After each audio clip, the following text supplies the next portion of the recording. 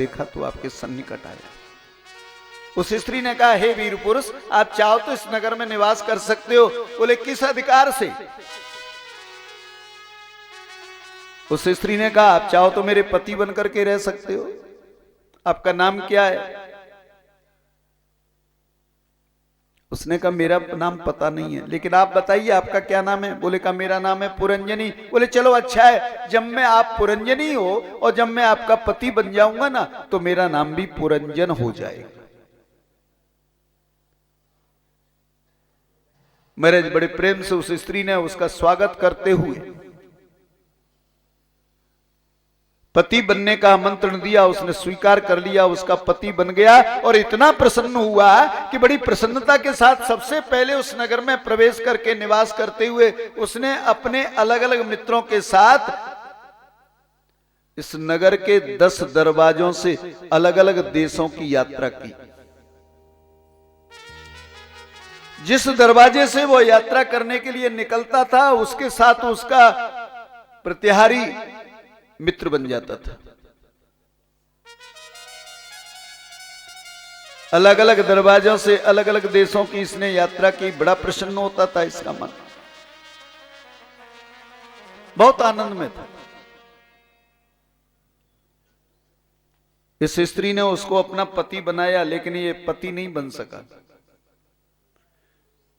ये तो दास बन गया।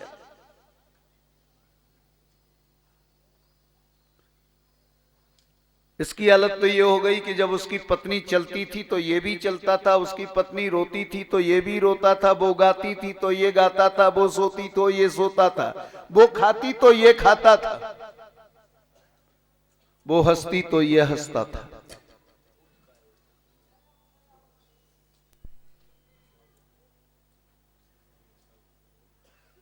वो स्थिति थी इसकी।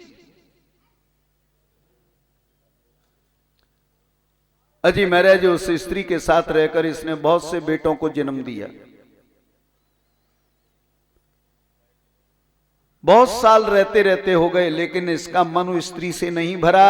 इसके किले के ऊपर इसके शत्रुओं ने आक्रमण कर दिया, इसके किले को नष्ट भ्रष्ट करना आरंभ कर दिया, लेकिन वो इस स्त्री के प्रति इतना लालायित रहता था कि वो उसका साथ छोड़ने को तैयार नहीं था। रहता रहा। एक दिन एक काले रंग की लड़की इसके सामने आ गई। जब काले रंग की उस लड़की को देखा महाराज, तो उस लड़की के प्रति इतना आसक्त हुआ कि ये जो है अपनी उस पत्नी को, परिवार को, सबको छोड़ करके उस काले रंग की स्त्री के साथ चला गया। ऐसा एक बार नहीं, अनेकों बार हुआ। एक दिन इसको इसका मित्र मिल गया। ये पहचान नहीं पाया मित्र को, लेकिन अंदर से मन कह रहा था, ये मैं जानता हूं, इनको मैं जानता हूं, इनको मैंने देखा है कहीं, इनको मैं जानता हूं, लेकिन पहचान नहीं पा रहा।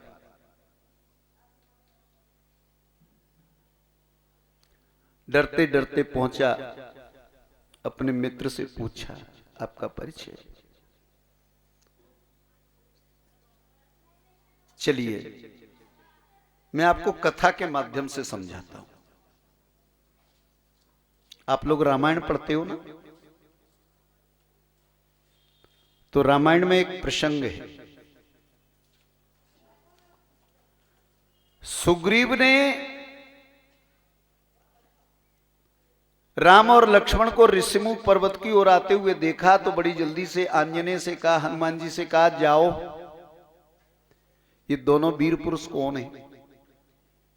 ये कहीं बाली के भेजे हुए तो नहीं है? अगर बाली ने इनको भेजा होगा ना, तो मैं ये जगह छोड़ के कहीं दूसरी जगह चला जाऊंगा।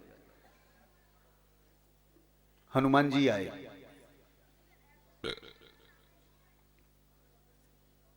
लेकिन हनुमान जी अपने रूप में नहीं आए, वो भी ब्राह्मण बन के आए। हनुमान जी ने प्रश्न किया राम जी से,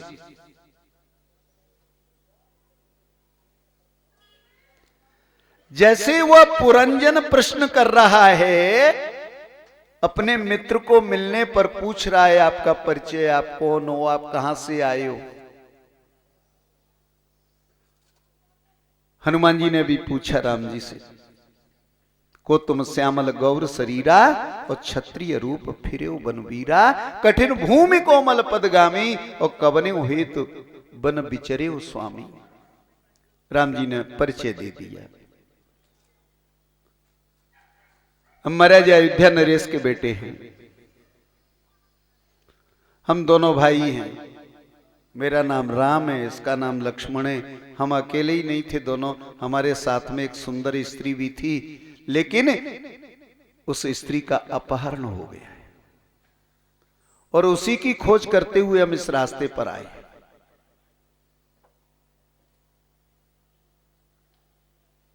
राम जी ने अपना परिचय दिया। कौशलेश दशरथ के जाए, हम पितु वचन मान बन आए। कि नाम राम और लक्ष्मण दो भाई, और संग नारी सुकुमारी सुहाई। यहां हरि निशिचर वेदेही, और विप्र फिर हम खोजत तेहि। आपन चरित कहा हम गाई, और कई विप्र निज कथा बुझाई। राम जी ने कहा अपना परिचय हमने आपको दे दिया ब्राह्मण देवता, आप अपना परिचय तो बताइए। लेकिन हनुमान जी राम जी को परिचय नहीं देते। हनुमान जी तो सीधे सीधे राम जी के पैर पकड़ लेते। राम जी ने कहा भाई आप ये क्या कर रहे हो, आप ब्राह्मण हो, आप मेरे पैर पड़ रहे हो। बाबा तुलसी ने कितनी अच्छी बात कही, प्रभु पहचाने और परे गए चरणा, और सो सुख उमा जाए नहीं बरना। अच्छा एक बात और बता दूं मैं आपको, पूरे ग्रंथ उठा के देख लो,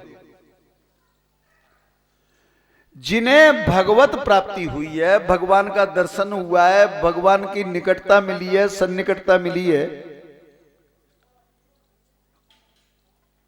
भगवान के दर्शन करने के बाद उन्हें क्या अनुभव हुआ है, इसका वर्णन आज तक कोई कभी कोई भी ऋषि वर्णन नहीं कर पाया। राम जी के मिलने के बाद में प्रभु पहचान पर गए चरना, सो लिख दिया सो सुख। कैसा महसूस हुआ, कितना कैसा आनंद आया, उसका वर्णन तो तुलसी भी अपने शब्दों में नहीं कर पाया। महात्मा तुलसी ने महाराज बड़ा सुंदर अपना एक ग्रंथ लिखा है, नारद भक्ति दर्शन। और नारद भक्त दर्शन जो लिखा है ना, उसमें वो भी नहीं लिख पाए कि भगवान की प्राप्ति जब जीव को होती है तो जीव की स्थिति का वर्णन कर सकता है, लेकिन अंदर उसको कैसा महसूस हुआ है इसका वर्णन तो वो भी नहीं कर पाए।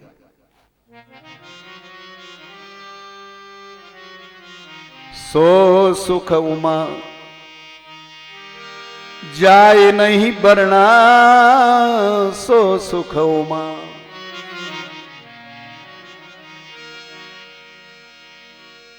उसका वर्णन नहीं कर सकते, क्योंकि उस आनंद की अनुभूति क्या होती है, उसको आनंद को महसूस करने वाला व्यक्ति भी अपने शब्दों में उसको व्यक्त नहीं कर सकता।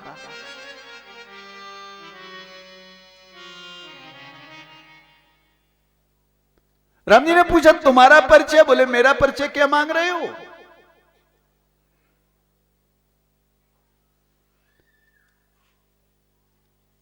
आपका पता पूछने का मेरा अधिकार है, लेकिन आपको मेरा पता पूछने का अधिकार नहीं। मोर न्याव मैं पूछा साईं, और तुम कस पूछियो नर की नाई।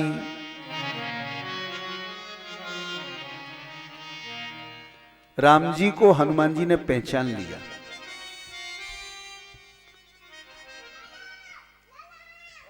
अब राम जी को हनुमान जी ने कैसे पहचान लिया? क्या पहले से मिले थे आपस में? अजी महाराज, राम जी का बचपन, हनुमान जी का बचपन राम जी के साथ में बीता है। अच्छा एक बात बताओ, राम जी हनुमान जी से बड़े हैं कि हनुमान जी राम जी से बड़े हैं? उम्र में कौन बड़ा है? राम जी बड़े हैं कि हनुमान जी?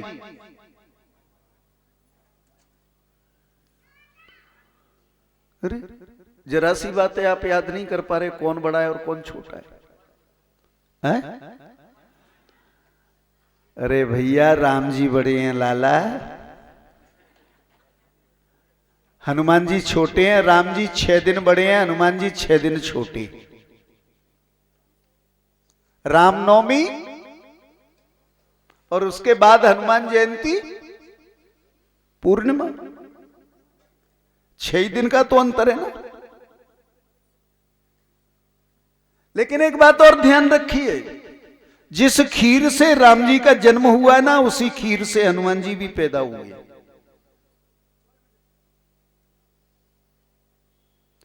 जिस चरु से राम जी का प्राकट्य हुआ, राम जी का जन्म हुआ, उसी से हनुमान जी पैदा हुए।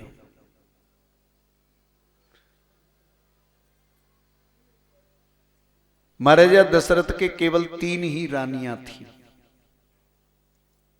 लेकिन हो सकता है कल बदल जाए, 2 4 10 20 50 600 700 रानी अगर दशरथ जी के कह दूं मैं, तो कोई बुरा मत मानना। दशरथ जी के 3 रानियां हैं, लेकिन सच्चाई यह है कि दशरथ जी के 700 रानियां हैं। 720। वाल्मीकि जी ने 360 का उल्लेख किया है। महाराज वाल्मीकि जी के संख्या को दूना तुलसी ने कर दिया। गोस्वामी तुलसीदास जी ने लिखा है कि दशरथ जी के 700 रानियां थी।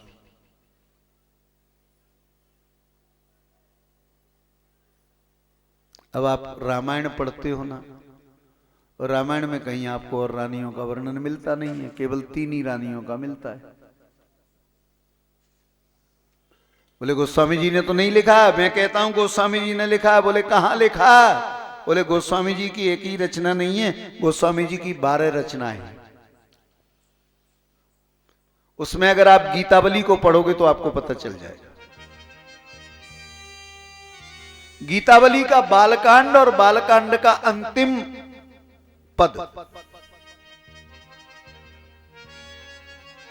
मैया कौशल्या अपनी सभी बहुओं को, 4 बहुओं को साथ में लेकर के रानियों की पग लगवानी करने उनके महलों में जा रही हैं। रानियां कितनी हैं दशरथ जी के? बहुओं की सासू कितनी है? सास सत साता, 700 सासुएं हैं उन बहुओं के।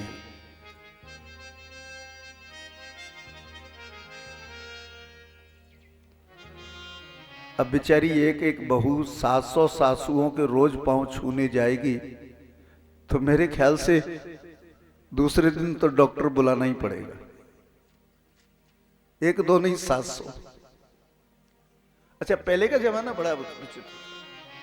बहू जब कोई नई नई आती थी किसी के घर में, तो सासुओं के पांव लगनी करती थी, तो वो पांव छूती नहीं थी, वो पिड़लियां दबाती थी। और जब सासू के पिड़ली दबाना शुरू करती थी बहू, तो सासू के फिर देखिए आशीर्वाद के वेद मंत्र शुरू हुआ करते थे। बहू पांव दबाती रहती, उसके वेद मंत्र बंद नहीं होते थे। बेचारी के दबाते दबाते हाथ थक जाते थे, पिड़रियां दबाते दबाते, लेकिन सासू के आशीर्वाद के मंत्र पूरे नहीं होते। सीधी सादी बहू है तो बेचारी दबाती रहती, छोड़ भी नहीं सकती थी, क्योंकि आशीर्वाद चल रहा है ना, आशीर्वाद के मंत्र चल रहे हैं। बाद में थोड़ा जमाना बदला तो कोई समझदार बहू आई। जब वेद मंत्र बोलना सासू ने शुरू किया तो वो सुनती रही, लेकिन लगा कि ये इसके वेद मंत्र खत्म होने वाले नहीं है, भंडार है इसके पास आशीर्वाद देने का। सो झट से महाराज उस बहू ने क्या किया, उस सासू की पिड़ली में चींटी भर ली, और जो चींटी भरने की सास दूर पहुंच गई। बोले ये क्या कर रही है? अरे भाई हो गया, बहुत है, बहुत है, इतनी बहुत है, इतनी बहुत है। अब बताइए, अच्छा आशीर्वाद नहीं निकलते? आज के जमाने में कोई बड़ी बूढ़ी हो ना ज्यादा उम्र की, उसके पांव छू के देखो, फिर उसके मंत्र निकलते हैं कि नहीं निकलते। लेकिन माफ करना, आज के जमाने में बहुएं भी बड़ी चतुर है, वो पांव को हाथ नहीं लगा पाती, उसके पहले ही सासुओं को कहना अच्छा अच्छा ठीक है ठीक है हो गया।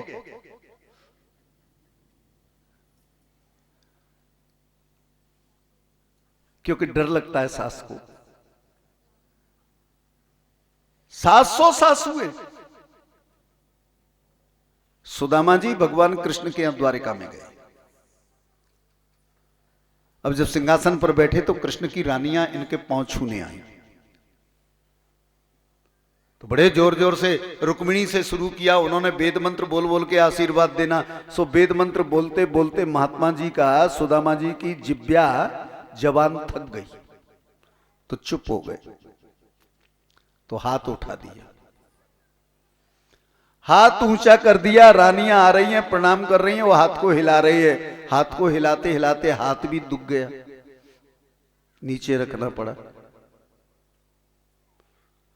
तो झट से जो रानी पांव छूने आती थी वो देख लेते थे।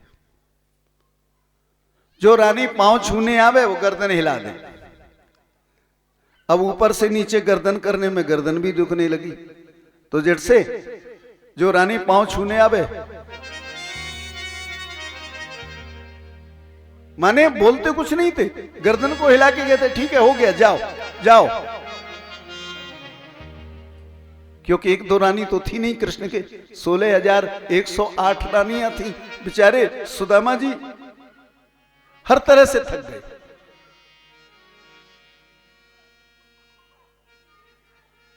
तो जीवात्मा जो है परमात्मा का मित्र है। आप भगवान के मित्र हैं, ईश्वर आपका मित्र है। हनुमान जी उसी खीर से पैदा हुए, तीनों रानियों में खीर का बंटवारा हुआ बराबर बराबर। तो कैकेयी अपने हिस्से को लेकर राजमहल में पहुंच गई, ऊंचे स्थान पर रख दिया और भगवान की पूजा में लग गई। इतने में एक गिरधी आई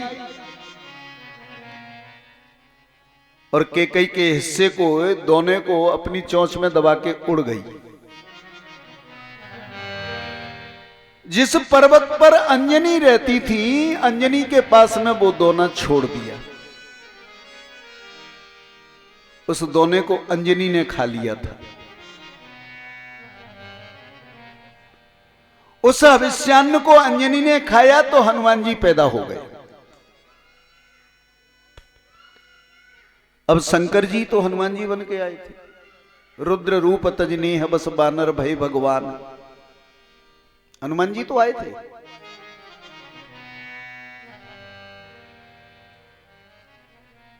शंकर जी ने सोचा अब तो राम जी बाल क्रीड़ा करने लगे हैं, चलो बाल क्रीड़ा का आनंद लिया जाए। सो हनुमान जी को बंदर बना के ले आए, गले में रस्सी डाल करके राजा दशरथ जी के दरबार में बड़े जोर से शंकर जी ने हनुमान जी को नचाना शुरू किया।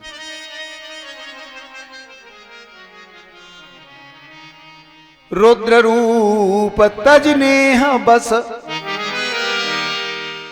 और बानर भय भगवान।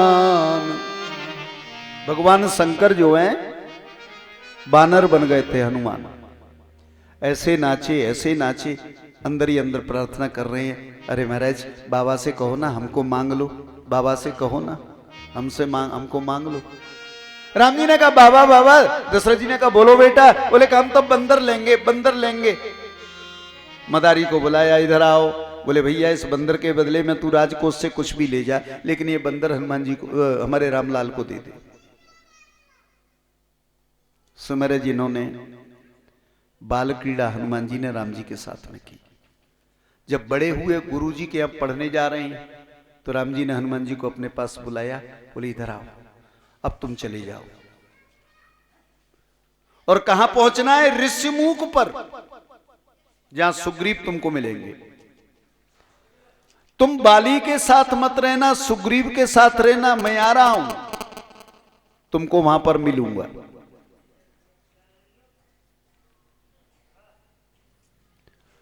राम जी ने हनुमान जी को अयोध्या से वापस भेज दिया था सुग्रीव के पास। अब समय हो गया लंबा। हनुमान जी राम जी को नहीं पहचान पाए, राम जी ने तो हनुमान जी को पहचान लिया, लेकिन हनुमान जी नहीं पहचान पाए। राम जी ने कहा क्यों भाई आप परिचय क्यों पूछ रहे हो? उन्होंने कहा महाराज मेरा अधिकार है, प्रभु पहचान पर्यो गए चरणा, और सो सुखयो मां जाए नहीं बरना। कि मोर न्याव में पूछा साई, और तुम कस पूछो नर की नाई।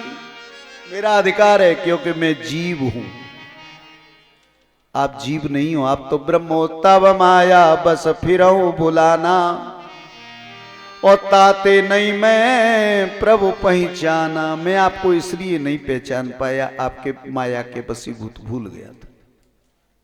यहां पर पुरंजन ने प्रश्न किया नारायण से, अपने मित्र से, विज्ञात से। विज्ञात ने कहा भाई तुम मेरे मित्र हो, पहचान लिया। अविज्ञात ने कहा महाराज मैं तो आपकी माया के वशीभूत हो गया, आपको भूल गया, लेकिन मैं अब आपको छोड़कर नहीं जाऊंगा, आपके साथ चलूंगा। तब वो पुरंजन भगवान के साथ, विज्ञात अपने मित्र के साथ चला गया। श्री राम। अविज्ञात, अविज्ञात माने जीवात्मा, और विज्ञात माने परमात्मा। विज्ञात माने ईश्वर, और अविज्ञात माने मनुष्य। अविज्ञात कभी ईश्वर को भूल जाता है, पहचान नहीं पाता। कहां रहता है वो? पुरम शरीरम रंजयति, वो शरीर में निवास करता है। ये कौन सा नगर है? पुरम। ये शरीर रूपी नगर में जीव प्रवेश करता है। भगवान कभी किसी के शरीर में प्रवेश नहीं करते, भगवान किसी के शरीर में नहीं आता, ये तो जीव ही प्रवेश करता है। ये शरीर को छोड़ेगा दूसरे में चले जाएगा, दूसरे को छोड़ेगा तीसरे में चला जाएगा। जब इस शरीर को उसके मित्र ने देखा, विज्ञात ने, कितना सुंदर नगर है, कितना सुंदर नगर है, ये शरीर काय का है आप लोग जानते हो? तेरे सोने जैसी काया रे, ये सोने का है। शरीर काय का है? सोने का,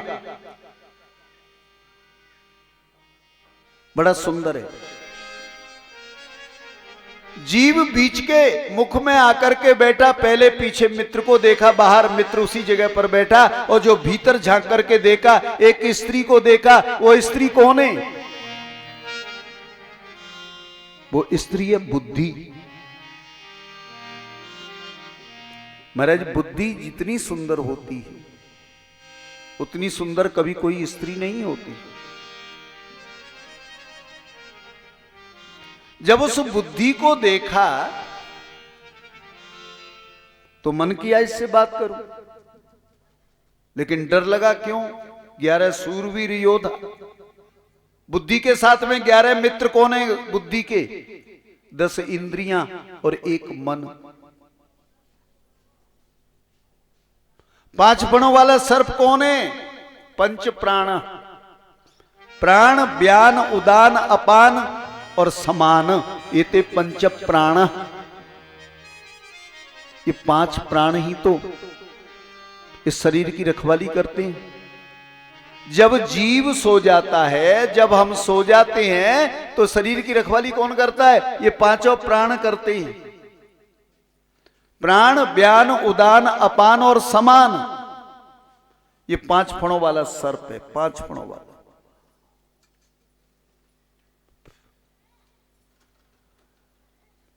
360 गंधर्व, 360 दिन,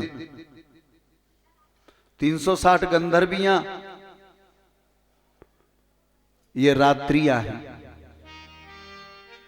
कुछ शुक्ल पक्ष की रात्रि हैं, वो गौर वर्ण की हैं। कृष्ण पक्ष की रात्रि हैं, वो कृष्ण वर्ण की हैं। इनका मालिक कौन है? चंडवेग नाम का गंधर्व। चंडवेग माने वर्ष।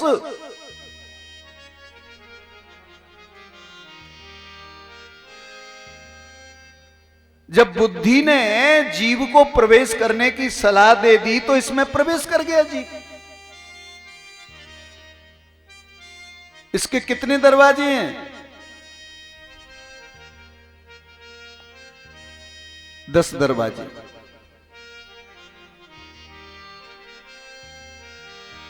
अलग अलग रास्तों से। नवद्वारम पुरम देही। लेकिन दरवाजे 10 हैं इसमें। एक दरवाजा जो है ना गुप्त है। 5 दरवाजे पूर्व दिशा की ओर हैं। 2 दरवाजे पश्चिम दिशा की ओर हैं। एक दरवाजा उत्तर दिशा की ओर है, एक दरवाजा दक्षिण दिशा की ओर है। और 10वां दरवाजा जो है ना ब्रह्मरंध्र, यहां रहता है वो। इस दरवाजे से प्राण जो निकलते हैं वो किसी योगी के ही निकल सकते हैं, किसी भोगी के नहीं, किसी संसारी के नहीं। ब्रह्मरंध्र का वेदन कोई योगी ही कर सकता है, सांसारी जीव नहीं कर सकता। इन 10 दरवाजों से मनुष्य के प्राण निकल सकते हैं।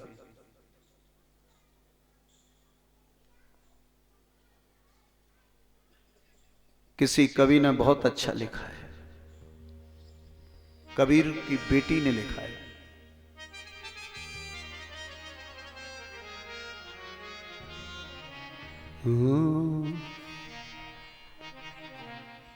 ना जाने कौन सी खिड़की खुली थी, सैया निकस गए मैं ना लड़ी थी। सैया निकल गए ना लड़ी थी। सैया निकल गए मैं ना लड़ी थी। रंग महल के 10 दरवाजे, रंग महल के 10 दरवाजे। ना जाने कौन सी खिड़की खुली थी, सैया निकस गए मैं ना लड़ी थी। सैया निकल गए मैं ना लड़ी।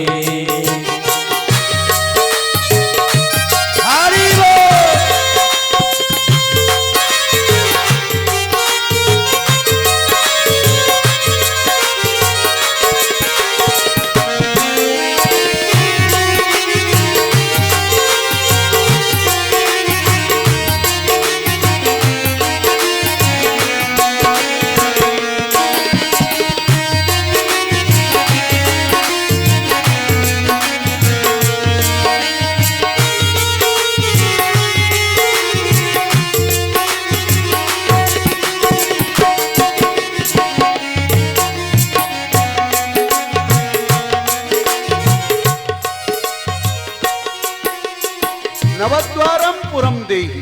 सैया निकल गए मैं ना लड़ी। ये रंग महल है, इसके 10 दरवाजे हैं। 9 आपको दिखते हैं, 10वां दरवाजा बंद है। ये प्राण कहीं से भी निकल सकते हैं। ब्रह्मरंध्र का वेदन कोई योगी ही कर सकता है। हम लोगों के प्रायतः प्राण नेत्रों से निकलते, मुख से निकलते,